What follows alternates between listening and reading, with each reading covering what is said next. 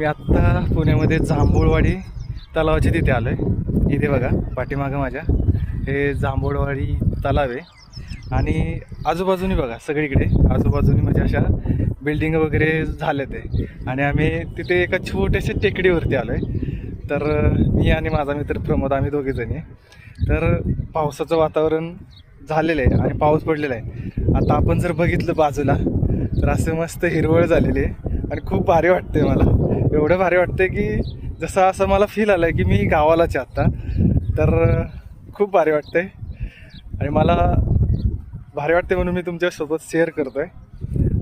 तर खूप सुंदर असं वातावरण झालं आहे आणि हेच वातावरण जर उन्हाळ्यात हा डोंगर मी आलो होतो एकदा. उन्हाळ्यात हा डोंगर मी बघितला होता, त्यावेळेस असं इथं काहीच नव्हतं. पण आता मस्त असं हिरवीगार झाडे झालेत, हिरवा डोंगर झाला आणि खूप भारी वाटते.